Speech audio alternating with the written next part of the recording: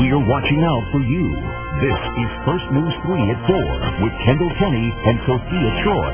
All right, Tom, at a time when many businesses are shutting down, a major player is moving into West Las Vegas. Cox Communications moved its regional headquarters to Martin Luther King and Vegas Drive. And that is something residents hope will mean a financial kickstart to the neighborhood. As Denise Rosh explains, it could be the first of many grand openings. We took the beating for a while. We put in a lot of long hours, practically for nothing. It's the kind of celebration Pat Ginn always knew would come. Oh, big help. Yeah, this has really come to life. For years, his Chinese kitchen and mini mart has quietly built a following at the corner of Martin Luther King and Vegas. Is that gasoline station selling Chinese food? There's nothing wrong with that.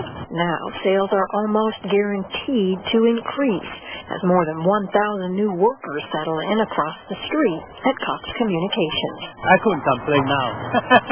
And no one else is either. Today, the cable company threw an outdoor party to introduce themselves to the neighborhood, taking over the side of the old Veterans Hospital that had been abandoned for years. When we thought about doing a grand opening, we thought ribbon cutting, I don't think so. Company Vice President Steve Shore says it's a move that can only help the neighborhood. We're proud to be a part of this neighborhood, and I think we've already seen the impact that it has on a neighborhood.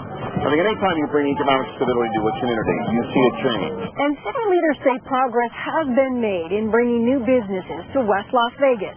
Not long ago, this buy-low market opened in Edmond Town Center, and the landlord himself tells me despite a few vacancies in the area, things are looking up. Hopefully that this is just one of many of the things that will act upon creating that stimulus that they talk about and creating new jobs and opportunities here in West Las Vegas. When the folks see that, they'll say, whoa, that's the same place. As for Ginn, if Pat's Chinese kitchen sounds familiar, it should, getting its start in Commercial Center almost 50 years ago.